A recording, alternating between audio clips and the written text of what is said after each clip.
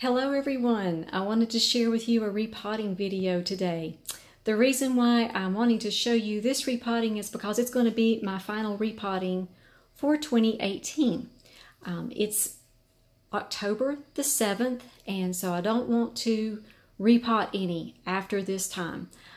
If there's any that really need to be repotted, I'm going to just wait until spring. I don't like to repot my orchids in the winter. So I wanted to show you this huge phal that was given to me. The leaf that you see there on the left is 12 inches long. This one's huge. It's a huge white phal. So I'm going to be placing it in my Orchid medium bark, and I had just enough. You all know that I really like to use fresh bark when I'm repotting. So I'm going to go ahead and use up the remainder of my Orchid bark. I have been asked, can you put charcoal pieces in the Orchid bark? Well, today I did, because I didn't have quite enough of the Orchid bark.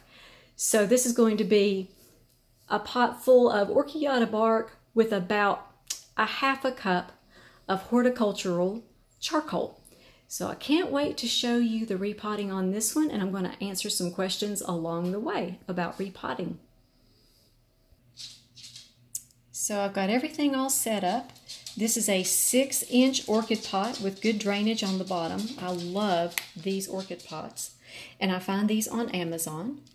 And as you see, I've got the Orchid medium-sized bark, and I also included some horticultural charcoal in this one. I just didn't have quite enough bark, and I don't want to order any new right at this moment. And here's a close-up of the Orchid bark. As you see, it's medium. I've also heard that the large size is good to repot phals in, so this is what I'm using today. I also have my sterilized scissors, which I use every time I repot to cut any dead roots off, or any dead root tips, or anything on the orchid that needs to be trimmed off. And I've got my gloves. And I've been asked several times, why do you use gloves every time that you repot? And the answer is, I don't like the feel of media on my hands.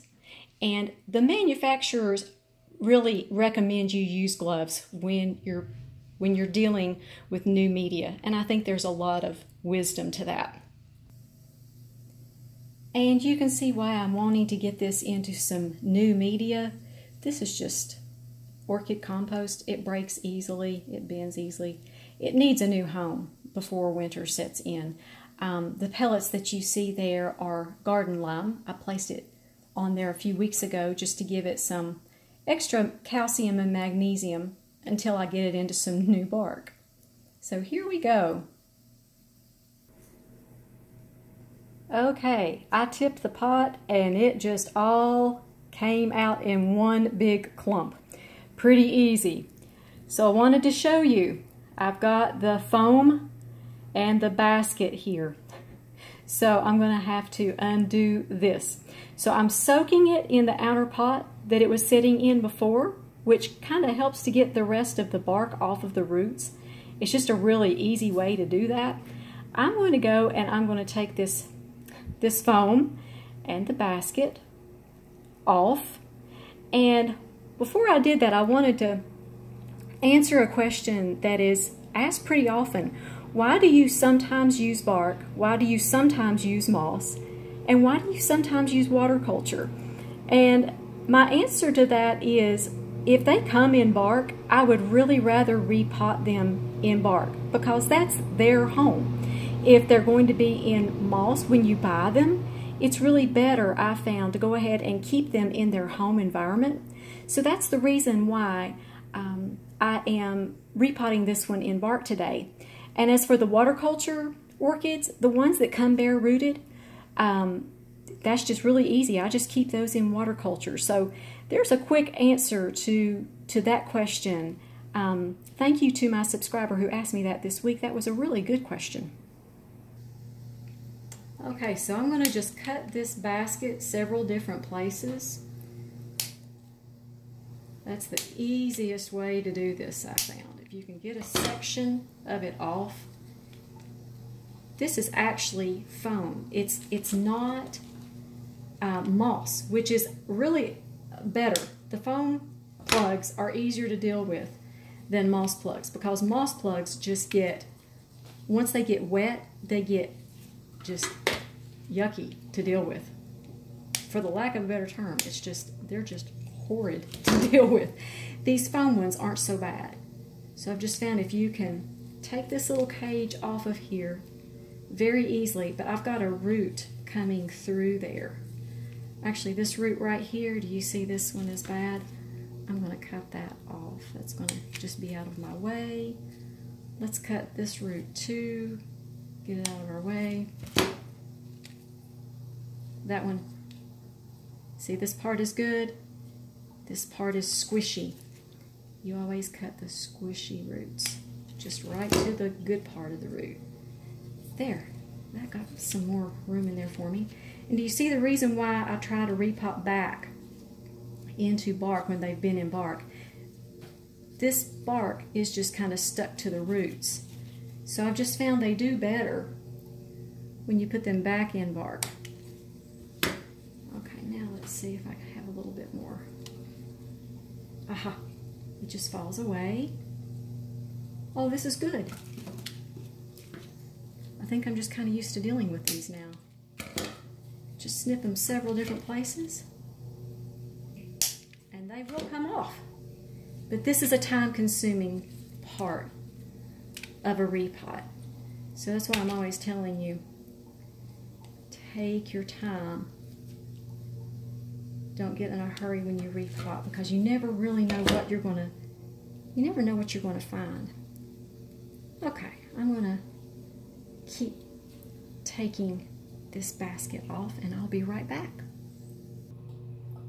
Okay, so this is what the foam plugs look like. They just kind of get squishy, but they're not, they just kind of break off. So it makes it a little bit easier when you're repotting. They just kind of fall off. So sorry about all of the noise. Everybody is mowing their lawn today, and I figured if I wait to make a video this time of the year when everybody's not out doing something in their yard, I just don't get the videos made. Okay, so there's a squishy root right there.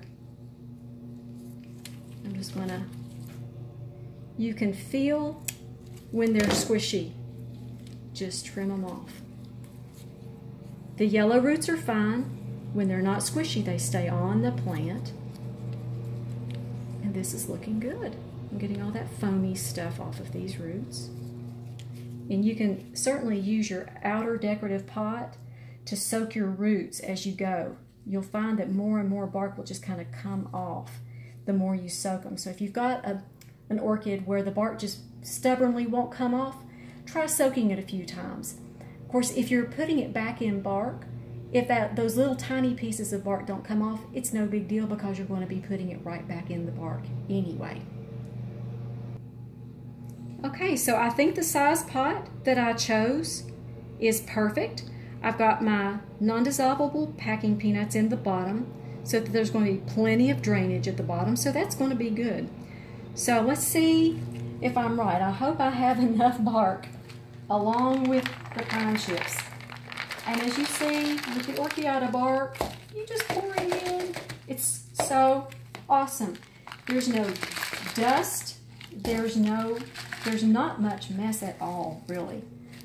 I mean, sometimes I get a few chunks on the floor that fall off the counter here, but that's not a big deal.